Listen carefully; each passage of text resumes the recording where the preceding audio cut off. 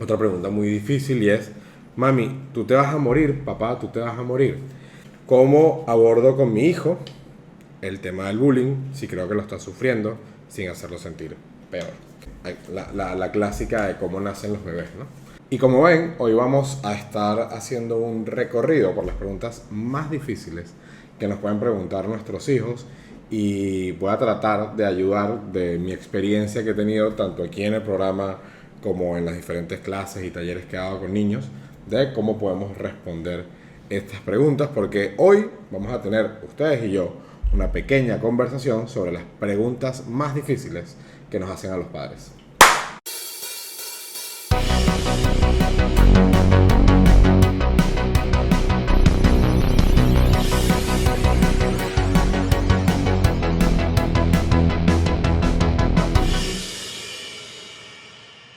Ok, bueno, como les decía, hoy estoy solo, hoy no estoy con los niños. Hemos recibido por Instagram, hicimos algunas consultas y por nuestras redes sociales nos siguen mayoritariamente padres. Y siempre he recibido este comentario de que cómo tienes tanta paciencia para hablar con los niños, cómo logras abordar estos temas con ellos, cómo sabes qué responderles. Y lo que les podría decir es que la mayoría de las veces no estoy 100% seguro de lo que les voy a responder, pero sí trato de ser muy honesto en lo que les voy a decir. Porque creo que tendemos a pensar que los niños no pueden manejar la verdad, no pueden manejar la honestidad o tenemos miedo de lo que eso pueda generar en ellos. Mi experiencia aquí en estos más de 30 capítulos que hemos hecho en pequeña conversación, las pequeñas conversaciones que surgen detrás de cámaras, porque también mientras llegan acá a la casa a grabar o mientras voy de repente a algunos de sus cumpleaños que con mucho cariño nos invitan o cualquier conversación que voy teniendo con ellos, salen muchas preguntas para las cuales no todo el tiempo estoy completamente preparado para responder y que a veces son preguntas que tienen miedo de hacérselas a sus papás. Y justamente la idea es que nosotros podamos crear este ambiente que ustedes ven en pequeña conversación, se pueda crear en cada uno de los casas y de los hogares. Como los que han visto ya el programa saben, yo también soy padre y junto con mi esposa también nos enfrentamos a las preguntas difíciles a toda hora y en todo momento. Y gracias a Dios la experiencia que hemos tenido en este espacio, en las clases que doy, que daba de teatro, nos ha preparado un poquitito para eso. Sin embargo, yo creo que nunca estamos 100% listos. Así yo creo que esa es la primera premisa, es que no vamos a estar 100% listos siempre para poder hacer esto. Entonces, nos llegaron preguntas a través de las redes sociales. Tenemos también, hoy queremos hacer un pequeño recap de algunos de los capítulos y quisiera empezar con una de las preguntas que fue la más complicada y que más me impactó en el momento y la vamos a ver ahorita rapidito, que fue en el capítulo de la adolescencia. A ver, ¿qué preguntas tienes de la adolescencia? ¿Por qué se quieren besar? Ay, ¡Es cierto! no. ¿Por qué? Sí, terminamos el programa de hoy, chicos. ¿Qué? Miren, a ver, Camila hizo una pregunta válida. ¿Por qué los adolescentes se quieren besar? Cuando somos adolescentes, en nuestro cuerpo empiezan a pasar un montón de cosas, ¿ok? Y hay unas cosas que se llaman como hormonas. Y esas hormonas nos empiezan a decir como que ya somos grandes y queremos hacer cosas de grandes. Y entonces empezamos a ver a nuestro amigo o a nuestra amiga de una manera distinta. Y pues queremos demostrarles que lo queremos mucho, la queremos mucho. Y entonces como que besarse suena bien. ¡Qué Ahorita suena asco! asqueroso. Pero cuando eres adolescente, todas esas cosas Me que va a hacen... seguir dando asco. Vamos a guardar este video para cuando Camila tenga 15 años y se lo vamos a mostrar. Trauma for Y life. yo voy a decir tipo, me da asco. ¿Qué más quieren preguntarme de la adolescencia? A ver. Trauma for life. Trauma. Como pueden ver, fue una pregunta que en el momento me dejó un poco en shock. No estaba listo, pensé que íbamos a hablar más como, no sé, cosas de la adolescencia. Pero llegó la pregunta y así son todas las preguntas de los niños. Son como una sorpresa, como esta que llega por acá. Que fueron de las preguntas que nos llegaron en las redes. Y son preguntas que siempre revientan en nuestra cara. Y la clásica de cómo nacen los bebés, ¿no? Cómo nacen los bebés, son de esas preguntas que son difíciles. Entonces, en este tipo de preguntas y en todo lo que tiene que ver con el tema de la sexualidad, yo creo que es muy importante ser 100% honestos con ellos. O sea, tratar de no generar ninguna barrera entre nosotros y este tema. ¿Por qué? Y sobre todo si tenemos la oportunidad de que nos pregunten. Ya el hecho de que llegue la pregunta a nosotros es un reto para ellos y viene construido con el tiempo, es decir, tengo la confianza para poder hablar con mi mamá o con mi papá de este tema, me siento tranquilo al hablarlo con ellos. Normalmente estamos acostumbrados a crear incomodidad alrededor de este tema, como por ejemplo, estamos viendo una película y alguien se empieza a besar y todos en la sala nos empezamos a poner como incómodos. Tal vez muchos de los que ahorita somos padres, en nuestra época de millennials, cuando éramos más pequeños, esos momentos con nuestros papás podían ser como una pesadilla y uno sentía que esa escena duraba como 8 horas, así durara 30 segundos. Entonces, lo que tenemos que lograr es justamente que no exista esa incomodidad en los temas. Si estamos viendo una película y sucede una escena de besos o una escena un poco más subida de tono, no generemos incomodidad. Incluso propiciamos la conversación. ¿Qué te pareció esa escena? Para la mayoría de los niños la primera respuesta va a ser medio asco. Entonces tenemos que normalizarlo. Es decir, mi amor, eso es normal entre dos personas que se aman. Y así empezamos a quitar tabús sobre lo que tiene que ver con la sexualidad, con dar un beso, con los gustos por las personas. Porque los niños, a medida que van entrando en esta preadolescencia, algunos lo sienten un poco antes, los niños y niñas, empiezan a sentir el gusto por alguien, pero no saben cómo expresarlo. Primero, porque entre sus compañeritos van a fastidiarse. Y segundo, si en la casa no es normal hablar de esto, si en la casa estos temas no son comunes, entonces van a ser difíciles de abordar. Así que la primera recomendación es ir normalizando este tema a lo largo de pequeños momentos en su crecimiento.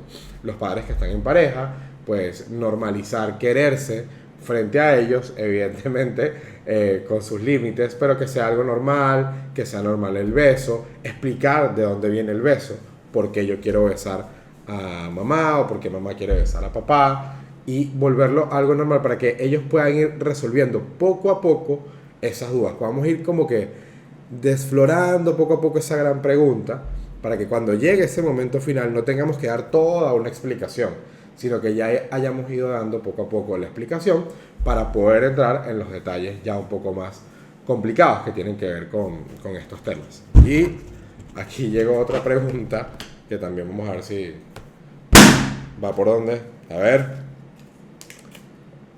Sí, cómo nacen los bebés. Tenemos que hablar un poco más de este tipo de temas. Yo me equivoqué, agarré el tema que no era, pero fíjense.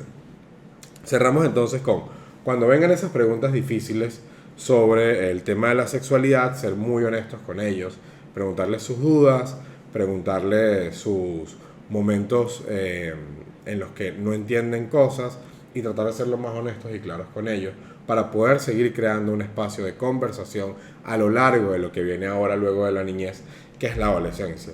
Recordemos que lo que no nos preguntan lo van a preguntar otras personas o lo van a buscar por internet y tal vez la explicación que les llegue no sea la más idónea para ellos.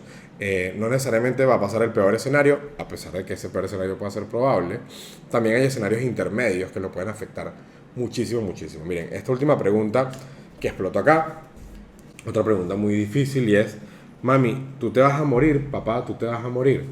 Son preguntas que realmente nos impactan porque la muerte para todos, incluyéndonos ya como adultos, es un momento, es algo que no nos gusta hablar, es algo que nos gusta evitar. Yo siempre digo que nosotros nos creamos como unos planes alrededor de nuestras vidas para poder tener tranquilidad en el camino, como para poder sentir que estamos yendo hacia un lugar. Y los planes van surgiendo y la realidad es que van pasando cosas en el día a día que hace que nuestros planes cambien por completo. Desde, bueno, quiero ahorrar para poder comprar una casa, sucede una emergencia y tengo que gastar ese dinero y mi plan se aleja. Y de repente ya no me es tan sencillo ahorrar. Desde cosas tan cotidianas como esa hasta la desaparición de un ser querido. La figura de la muerte para los niños llega en diferentes momentos, siempre vinculada a la pérdida de alguien o de algún amiguito que pierde a alguien y empieza a haber esa conciencia de esto se va a acabar, en algún momento nos vamos a separar. Al igual que con lo que acabamos de hablar ahorita de la sexualidad, tenemos que normalizar la figura de la muerte. Y eso empieza por un trabajo interno, ¿sí? Empieza por un trabajo de que la muerte sea algo normal para nosotros como parte de nuestra etapa, nuestra cultura occidental. Tenemos un rito alrededor de la muerte y de la separación. Hay otras culturas que ven la muerte como un paso de la vida. Tenemos que normalizarla. Va a llegar ese momento, pero no pensemos nada más en ese momento. pensemos en todos los momentos que vamos viviendo. Cuando vayamos a hablar de la muerte, valoremos lo que está pasando ahorita. Valoremos el hecho de que mientras estamos vivos debemos estar juntos. Valoremos el hecho de que mientras estamos vivos podemos ser felices, podemos hacer cosas que nos gustan, para que cuando llegue ese momento en el que nos tengamos que separar, hayamos podido aprovechar al máximo nuestro tiempo anterior. Es una pregunta que es bastante complicada, que conlleva emociones difíciles, es una pregunta que nos puede confrontar al llanto, que nos puede confrontar al existencialismo, a los niños, que es algo muy complejo, como que para qué estoy aquí o por qué te vas a ir, pero debemos dejar de tenerle miedo a hablar de eso, porque en la medida que no lo hacemos, esas emociones, esos sentimientos, los viven en secreto. Ese miedo a mi mamá o mi papá se va a morir, lo va a vivir en secreto. Y es mucho más difícil vivirlo en secreto que vivirlo juntos en familia. Recordemos que las emociones como la tristeza o el desapego o cualquiera de estas emociones que solemos ver como negativas, no son negativas, son emociones y tenemos que vivirlas. Y lo mejor que podemos hacer como papás, como mamás, es acompañarlos a vivir esas emociones, incluso si no son muy cómodas para nosotros. A ningún papá le gusta ver a sus hijos llorar, pero es bueno también llorar. También es bueno que ellos nos vean llorar a nosotros. Si estamos confrontando una muerte en la familia de alguien cercano, mamá y papá pueden llorar y le pueden decir a sus hijos cómo se sienten, porque eso los va a ayudar a entender qué es lo que está pasando y no van a pensar que llorar es algo que se tiene que hacer en secreto o que no debo hacer.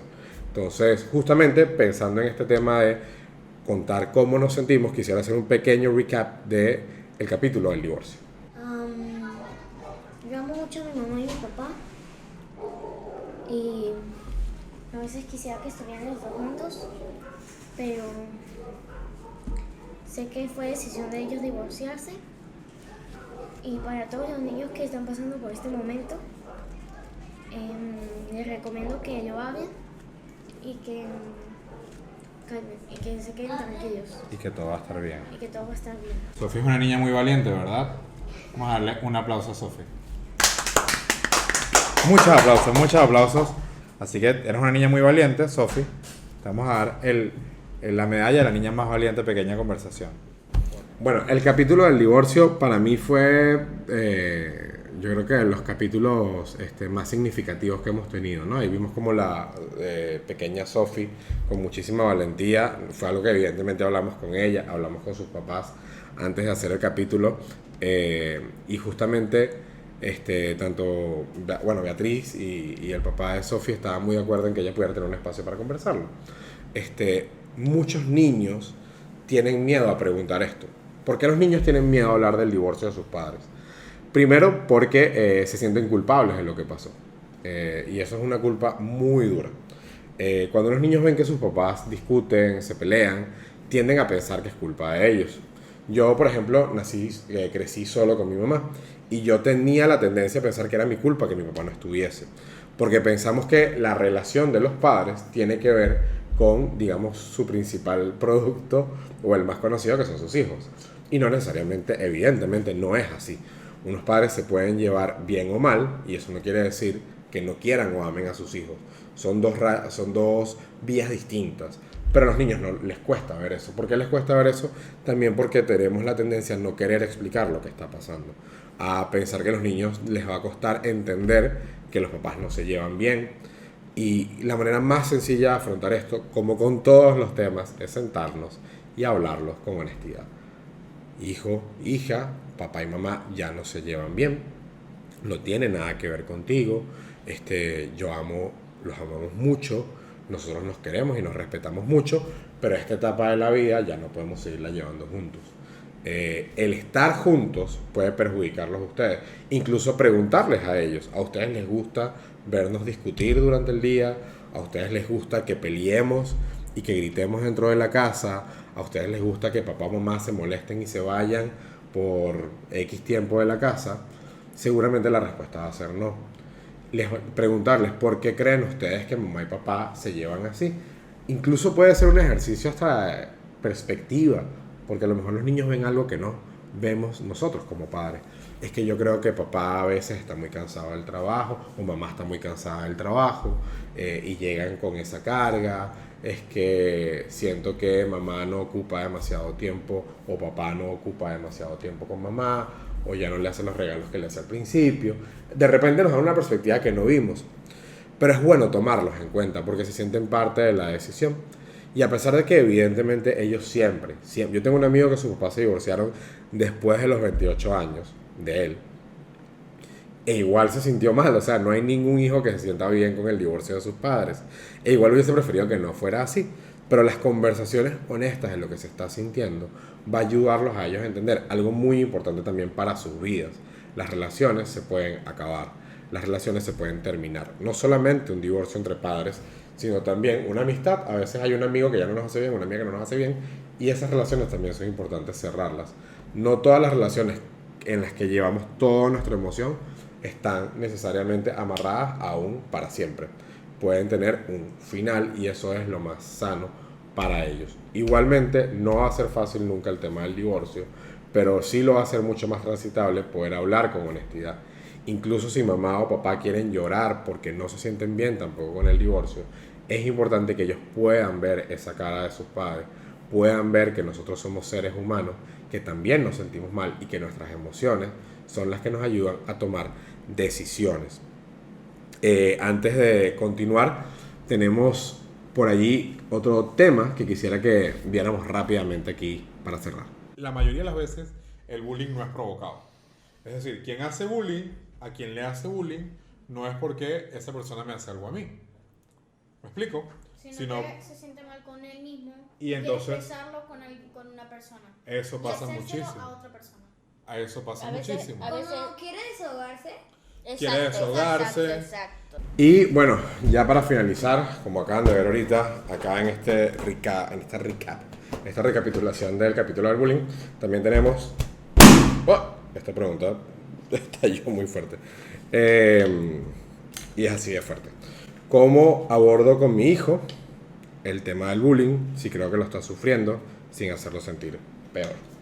Esto es muy difícil. Últimamente, lamentablemente el bullying no ha pasado de moda, a pesar de que hoy en día lo tenemos muchísimo más consciente. Sigue estando presente en la vida de nuestros hijos, de nuestras hijas, y en la escuela. Yo siempre digo que me gustaría poder ver por un huequito el día completo de mis hijos en la escuela, ver cómo reaccionan, cómo se comportan. Pero bueno, la realidad es que hoy en día, a pesar de que incluso hay colegios que te ponen cámaras, etcétera, realmente no podemos vivir con ellos el día a día. Al igual que como hablábamos a un principio, el tema del bullying hay que ir normalizando que nos sentimos mal. Porque los niños tienen tendencia, niños y niñas tienen tendencia a no querer hablar de esto en casa. Uno, evidentemente porque se sienten humillados en la escuela y no quisieran llevar esta humillación a su casa.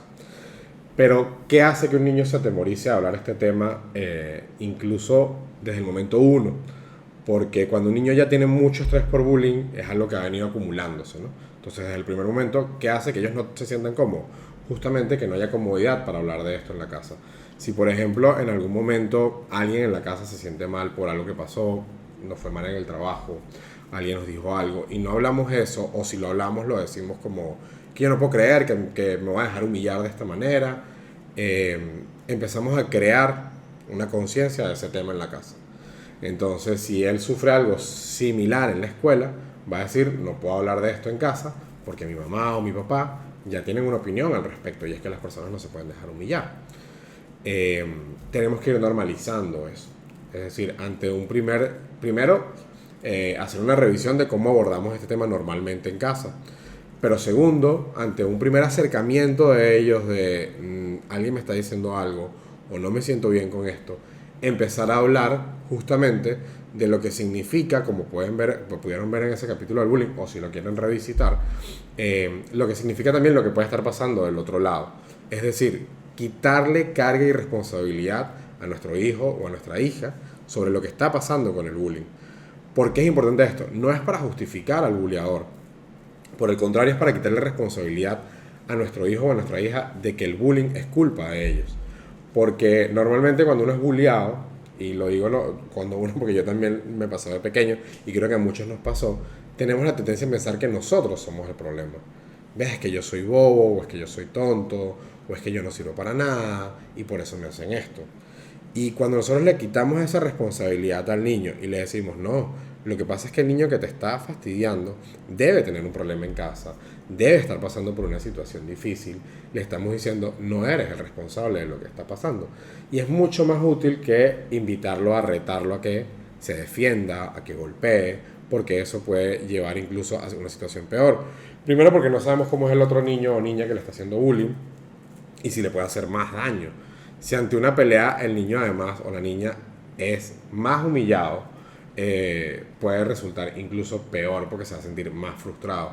Si ante el bullying y esa amenaza el niño o la niña pueden decir, esto no es responsabilidad mía, esto es responsabilidad de él, puede poco a poco irlo dejando de lado. E igualmente hacer el llamado con los profesores. Y es muy distinto también el llamado que podemos hacer con los profesores desde un punto de vista desde el reto. Es decir, yo no puedo aceptar que este niño está haciendo esto, bótenlo de la escuela, porque le vamos a ocasionar un problema a nuestro hijo.